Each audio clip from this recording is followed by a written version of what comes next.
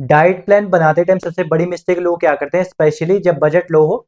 मैं अगले 10 सेकंड आपको देता हूँ, सोच कर बताओ, तब तक हम वीडियो में आगे चलते हैं। इसका आंसर मैं डायरेक्टली भी दे सकता हूँ, बट मैं चाहता हूँ कि इस वीडियो से आप डाइट प्लान प्लस नॉलेज दोनों लेकर जाए, बिकॉज नॉलेज लाइफ टाइम आपके काम आएगी। और जब आपके पास नॉलेज होगी तो कोई भी आपको बुद्धू नहीं बना सकता। इसके साथ साथ जब आपके पास नॉलेज होगी तो आप खुद की नॉलेज को दूसरों की नॉलेज से कंबाइन करके अपने जो भी क्वेश्चन है उसका ज्यादा बेटर आंसर फाइंड आउट कर सकते हो। तो अगले कुछ सेकंड में इसका आंसर भी मैं आपको स्क्रीन पे शो कर दूंगा और बता भी दूंगा। अभी हम चलते हैं अपने मेन टॉपिक पर, जो कि है 50 रुपीज पर डे। इस 50 रुपीज को सिंपली हम 30 से मल्टीप्लाई करेंगे, जो कि मंथली हमारा आता है 1500 रुपए। 1500 रुपए को हमें इन्वेस्ट कहाँ पे करना है उसके बारे में बात करते हैं। सिंपली हम 330 रुपए 3 kg सोया पर इन्वेस्ट करेंगे। ये 3 kg सोया हम खुले सोए की बात कर रहे हैं। अगर आप पैकेट वाला सोया यूज करोगे तो आपको ऑलमोस्ट डबल प्राइस पर पड़ेगा। सेकेंड, हम 330 रुपए इन्वेस्ट करेंगे 3 kg बेसन पर। 240 रुपए हम इन्वेस्ट करेंगे दाल पर। इसके साथ जो 600 रुपए हमारे बचेंगे उसे हम सिंपली मिल्क पर इन्वेस्ट करेंगे, बिकॉज मिल्क कंप्लीट प्रोटीन का सोर्स होने के साथ साथ इसमें केसिन प्रोटीन है, जो हमारी मसल बिल्डिंग को और ज्यादा बेटर और इनहांस करेगा।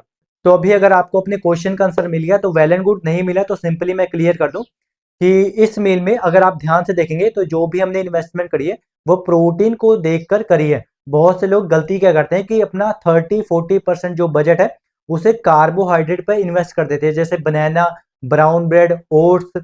इन सभी चीजों पे इन्वेस्ट करना गलत नहीं है, लेकिन अगर आपका बजट बहुत ज्यादा कम है तो स्पेशली आपका फोकस प्रोटीन पे होना चाहिए। हाँ, इसके साथ साथ कार्बोहाइड्रेट भी आपको अच्छी क्वांटिटी में मिल जाएंगे, बिकॉज इंडियन फूड्स में कार्बोहाइड्रेट की कमी नहीं होती। तो कार्बोहाइड्रेट पे जितना हो सके कम इन्वेस्ट करें।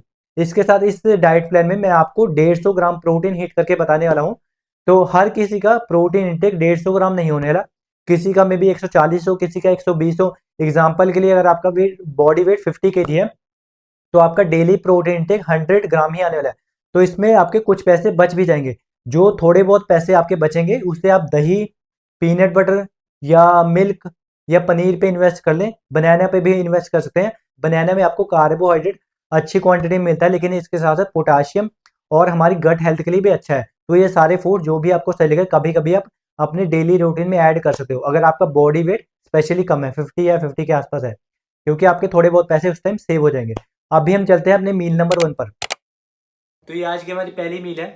इसमें हमने सिंपली 50 ग्राम सोया और 3 रोटियां, साथ में थोड़ी सी आलू की सब्जी ली है। सिंपली सोया के साथ घर पे जो भी बनाओ आप वो खा सकते हो। अगर चावल बनाए, दाल बनाए तो आप वो भी खा सकते हो। सोया हम इसलिए मॉर्निंग कंज्यूम कर रहे हैं बिकॉज 7 से 8 घंटे 9 घंटे की स्लीप के बाद हमारी बॉडी में प्रोटीन की काफ़ी ज़्यादा कमी हो जाती है। और अगर आपको मसल बिल्डिंग के साइंस के बारे में पता है तो जो मसल बिल्डिंग का प्रोसेस है वो वर्कआउट के पहले 24 से 48 घंटे में सबसे ज़्यादा पीक पर होता है। तो उसका बेनिफिट लेने के लिए हम पहली मील में ही सोया कंज्यूम करें, ताकि हमारी बॉडी में कुछ प्रोटीन जाए और हमारी बॉडी का जो मसल रिकवरी का प्रोसेस है वो स्टार्ट हो सके। तो मेरी रिक्वेस्ट यही रहेगी कि आप मॉर्निंग का जो पहला मील है वो जितना जल्दी हो सके उतना जल्दी कंज्यूम कर ले, और उसके साथ उसमें कैलोरी के साथ साथ प्रोटीन इंटेक भी हाई हो। और सोया और रोटी दोनों ही कंप्लीट प्रोटीन देंगे, इसलिए आप सोया के साथ चावल, रोटी, ओट्स, दलिया जो भी आप ऐड करना चाहते हो वो ऐड कर लो। और इस मील की मैक्रोस आपको स्क्रीन पर मिल जाएंगे। तो इस मील को सिंपली हम 2 सॉस के साथ ख़त्म करेंगे। और इसमें सोया में मैंने पर्सनली थोड़ा सा मैगी मसाला डाला हुआ है ताकि टेस्ट आ जाए। तो इस मील को ख़त्म करके मैं मिलता हूँ आपसे नेक्स्ट मील में।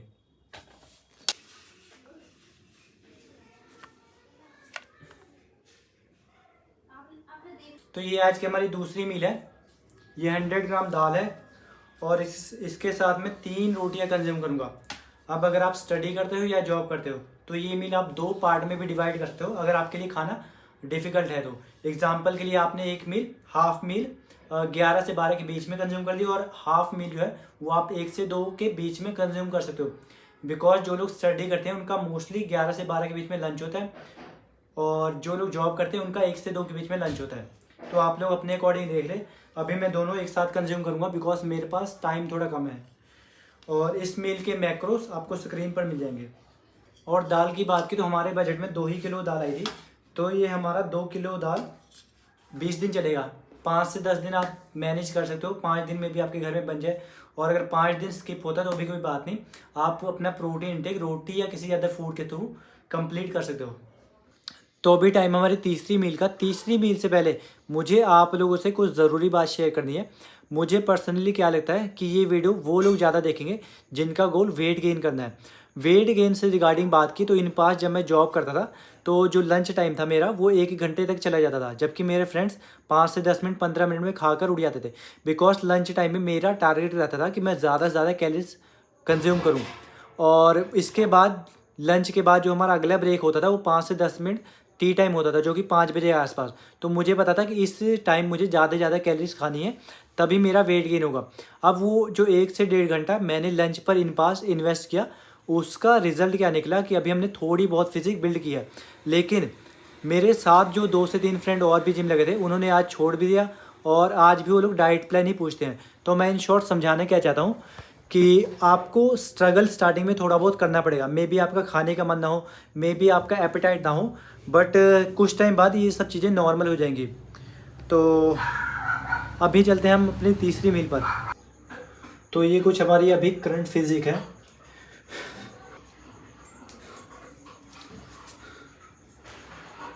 आज की हमारी तीसरी मील है। ये 100 ग्राम बेसन का चिल्ला है। एक्चुअली ये सही नहीं बना, बिकॉज मैं एवरीडे ये नहीं खाता। अगर आप अपने डेली रूटीन में ऐड कर रहे हो और अगर आप शाम को जाते हो तो इसे as a pre workout meal add कर सकते हो। मैं इसकी जगह पर सिंपली रोस्टेड चने खा लेता हूँ। अब चने मैंने इसमें इसलिए इंक्लूड नहीं किए बिकॉज चने आपको थोड़े से महंगे पड़ेंगे, तो आप लोग अपने अकॉर्डिंग देख लें। इस मील की प्रोटीन और मैक्रोस मैं स्क्रीन पे डालूंगा। और काफ़ी लोग टाइमिंग के बारे में पूछते हैं, तो टाइमिंग से रिलेटेड मैं आपको बता दूं कि हमारा टारगेट होता है कि पूरे दिन में सोने से पहले आपकी टोटल कैलोरीज और टोटल प्रोटीन आपके पेट के अंदर हो। इसके साथ हर एक 2 से 2.5 घंटे में एक अच्छी मील ज़रूर कंज्यूम करें। यह आपकी रिकवरी और मसल बिल्डिंग को इन्हांस करेगी। और जो हम इस मील की टाइमिंग रख रहे हैं ये मोस्टली हमारी इवनिंग टाइम की मील है, 4 बजे के आसपास बिफोर वर्कआउट। और 2 मील्स जो हमने शेयर की, पहली मील हमने 9 बजे और दूसरी मील हमने 1 से 2 के बीच में करनी थी। ओके, तो ये आज की हमारी चौथी मील है। घर पे आज दाल बनी थी तो हम दाल यूज़ कर रहे हैं और साथ में 2 रोटियां। इसके साथ ये 50 ग्राम सोया है। और ये मील मोस्टली मेरी पोस्ट वर्कआउट मील होती है, जिसे मैं 7 से 8 के बीच में कंज्यूम करता हूँ आफ्टर वर्कआउट। लेकिन आज थोड़ा लेट हो गया है तो इसलिए मैं बाकी मील्स भी थोड़ा जल्दी कवर कर रहा हूँ। तो इसके जो भी मैक्रोस है मैं स्क्रीन पे डाल दूँगा। और आफ्टर वर्कआउट मेरी कोशिश रहती है कि मैं सोया ज़रूर खाऊँ, बिकॉज सोया में प्रोटीन अच्छी क्वांटिटी में आपको मिल जाता है। और सोया, दाल और रोटी तीनों मिलाकर कंप्लीट प्रोटीन बन जाए। तो अभी रात के 11 बज गए थे और ये आज की हमारी लास्ट मील है। ये 300 ml के आसपास मिल्क है। जैसे कि मैंने वीडियो के स्टार्टिंग में बताया था कि हम मंथली 600 रुपीज़ 600 रुपये मिल्क पर इन्वेस्ट करेंगे, जिसका एक दिन का कॉस्ट हमारा 20 रुपये के आसपास आता है। तो 20 रुपये में आपको 300 ml के आसपास दूध मिल जाएगा, ईजिली मिल जाएगा।